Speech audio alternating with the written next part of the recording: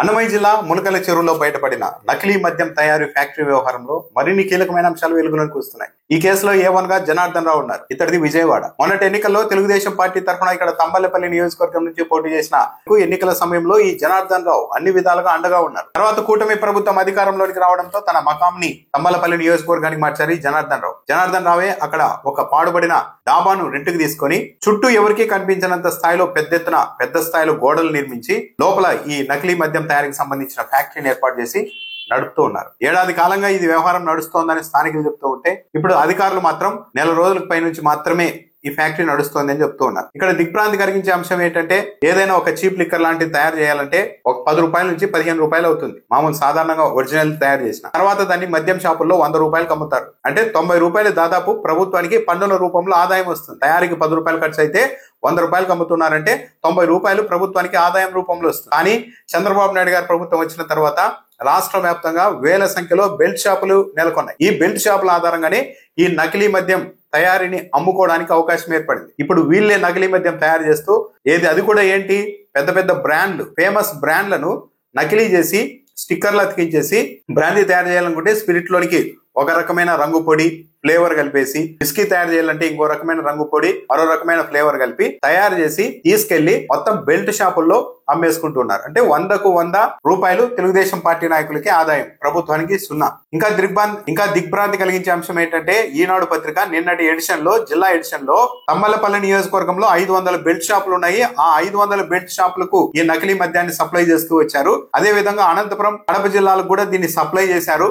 స్వయంగా తమ్మలపల్లి తెలుగుదేశం పార్టీ నియోజకవర్గ incharge TA Rajesh తన వాహనంలోనే ఇలా పక్క జిల్లాలకు ఈ నకిలీ మద్యాన్ని తరలించారు అని కూడా రాశారు. కానీ ఈ రోజు అదే ఈనాడు పత్రికలో కాదు, తంబెల్లపల్లి నియోజకవర్గంలో 1000 బెల్ట్ షాపులు ఉన్నాయని రాశారు. ఆ 1000 బెల్ట్ షాపులకు ఈ నకిలీ మద్యాన్ని సప్లై చేస్తూ వచ్చారు వీళ్ళని. అంటే 1000 బెల్ట్ షాపులు ఒక నియోజకవర్గంలో ఉన్నాయంటే 175 నియోజకవర్గాల్లో కలిపితే ఇంకెంత ఉండాలి అంటే ఒక్కో నియోజకవర్గానికి 1000 వేసుకుంటే 1,75,000 బెల్ట్ షాపులు ఈ రాష్ట్రంలో ఉండాలి. అంత కాకపోయినా కూడా 1,00,000కు పైగా బెల్ట్ షాపులు ఉన్నాయని పరోక్షంగా ఈనాడు కూడా ధృవీకరించే పరిస్థితి వచ్చింది. ఈ బెల్ట్ షాపుల వ్యవహారం ఈ రోజు కాదు. తెలుగుదేశం పార్టీ తిరువూరు ఎమ్మెల్యే కొలికపూడి శ్రీనివాసే చెప్పారు నా నియోజకవర్గంలో కూడా బెల్ట్ షాపులు ఉన్నాయి. కానీ ఏ రోజు కానీ ముఖ్యమంత్రి గాని అధికారులు గాని మంత్రులు గాని ఈ బెల్ట్ షాపులు ఎక్కడున్నా సరే చర్యలు తీసుకుంటామని ఒక ప్రకటన చేసింది లేదు. ఇప్పుడు ఏకంగా తంబలపల్లి నియోజకవర్గంలో 1000 బెల్ట్ షాపులు ఉన్నాయని ఈనాడు పత్రికే రాస్తోంది. సరే సాక్షి ఇతర మీడియాలు రాస్తే కావాలని రాశారంటారు. కానీ ఈనాడు పత్రికలోనే 1000 బెల్ట్ షాపులు ఉన్నాయని రాశారంటే మరి రాష్ట్ర ప్రభుత్వం దీని మీద ఎందుకు సీరియస్ గా దృష్టి సారించడం లేదు? అంటే చంద్రబాబు నాయుడు గారు తెలుగుదేశం పార్టీ వాళ్ళు డబ్బులు సంపాదించుకోనియండి అని వదిలేస్తూ ఉన్నారా చూసి చూడనట్టు. పైగా ఈ ములకల చెరువులో బయటపడిన ఈ నకిలీ మద్యం తయారీ లిక్కర్ ఫ్యాక్టరీలో కూలీల్ని కూడా ఒడిశా నుంచి ఇతర రాష్ట్రాల నుంచి తెచ్చుకున్నారు. లోకల్లో వాళ్ళైతే ఈ విషయం బయటకు పొక్కుతుందని చెప్పి పక్క రాష్ట్రాల నుంచి వాళ్ళని తెచ్చి మరీ పెట్టారు. ఈ నకిలీ మద్యం వ్యవహారం కూడా చివరికి ఎలా బయటకు వచ్చింది? ఒక పాల వ్యాన్ లో నకిలీ మద్యం తరలిస్తూ ఉంటే పోలీసులు తనిఖీ చేసేందుకు ఆపితే ఆ వాహనాన్ని ఆపకుండా ముందుకు వెళ్ళినప్పుడు పోలీసులు వెంబడించి మరి ఆ వాహనాన్ని ఆపితే తనిఖీ చేస్తే లిక్కర్ బాటిల్ బయటపడ్డాయి. దాని మీద ఉన్న QR కోడ్ ని స్కాన్ చేసినప్పుడు స్కాన్ కాలేదు, అంటే నకిలీవి. అంటే వీళ్ళు రోజుకు 20,000 కల్తీ మద్యం బాటిల్ తయారు చేసే స్థాయిలో ఈ ఫ్యాక్టరీ ఏర్పాటు చేశారు. రైడ్ చేసినప్పుడు ఆ రోజు ఒక్కరోజే 1,75,00,000 రూపాయల విలువైన సరుకు బయటపడింది. అందులో చూస్తే 1,470 లీటర్లు నకిలీ మద్యం ఆల్రెడీ తయారు చేసింది. స్పిరిట్ తయారు చేయడానికి తెచ్చిన స్పిరిట్ 1,050 లీటర్ల స్పిరిట్ బయటపడింది. ఆల్రెడీ మద్యం నింపి ఇక సప్లై చేయడానికి సిద్ధంగా ఉన్న మద్యం బాటిళ్లు నకిలీ మద్యం బాటిళ్లు 20,208 బాటిళ్లు బయటపడ్డాయి. మరో 12,000 ఖాళీ బాటిళ్లు బయటపడ్డాయి.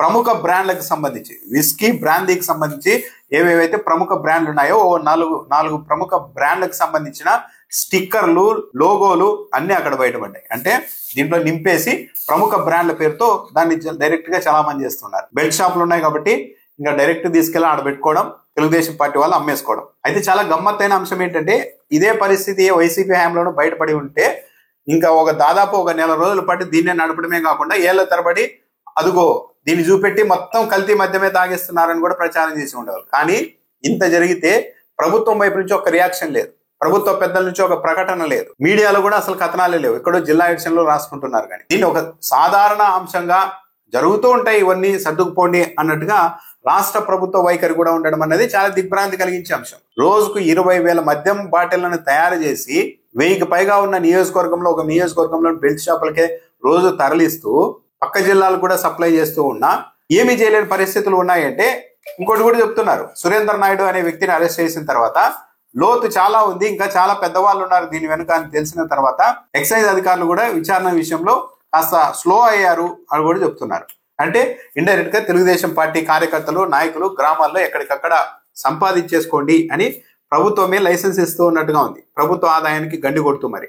ఇంకా మధ్యలో ఇలాంటి నకిలీలు చాలా వార్తలు వస్తున్నాయి చాలా చోట్ల నుంచి. తెలుగుదేశం పార్టీకి అనుకూలమైన పేరున్న పత్రికల్లో కూడా రాశారు నకిలీ మద్యం అక్కడక్కడ తయారవుతుందని. అంటే ఈ లెక్కన ఇదంతా తయారు చేసుకోవడం, నేరుగా బెల్ట్ షాపుల్లో పెట్టుకోవడం, 100కు 100 రూపాయలు ఆదాయాన్ని ప్రైవేట్ తెలుగుదేశం పార్టీ వ్యక్తులే తీసుకోవడం.